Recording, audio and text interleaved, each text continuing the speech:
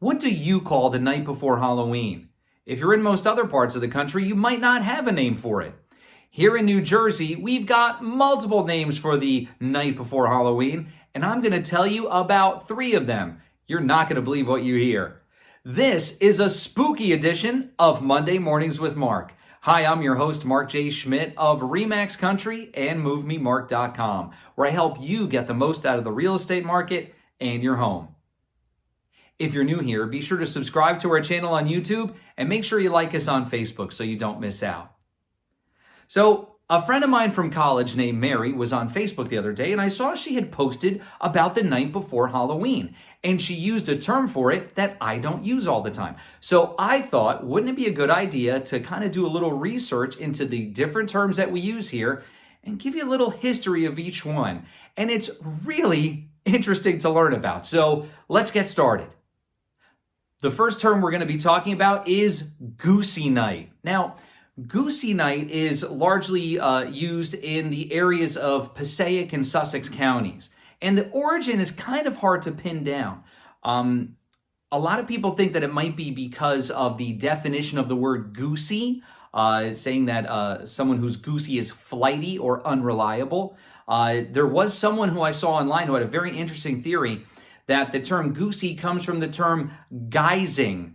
Guising actually dates as far back as 1585. And what would happen in Scotland, Wales, and Ireland, children would go disguised in costumes door to door, performing songs, dances, and reciting poetry in exchange for food or for coins. So did Goosey come from guising? Maybe. It's an interesting theory. It seems to line up pretty well. So Goosey, again, Passaic and Sussex counties. Now, we're going to move over to Bergen County because Bergen County is the area that largely uses the term Cabbage Night.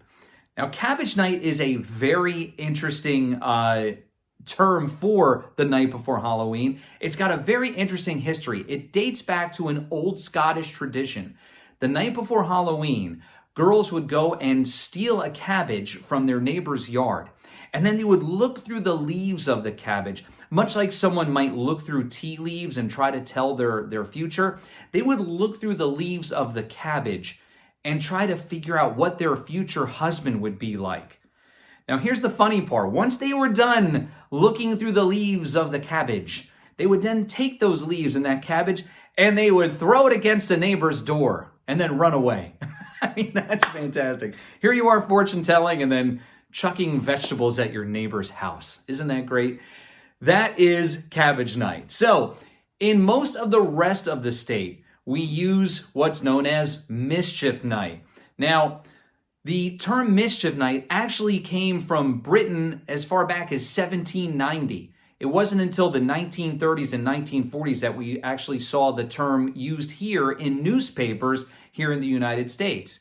Now, whether you're talking about Mischief Night, Cabbage Night, or Goosey Night, it's all pretty much the same thing. Kids go out, maybe they toilet paper people's trees, sometimes they egg homes, maybe they're using shaving cream in a way that it's not supposed to be used. So sometimes Mischief Night can be fun, sometimes it gets a little destructive.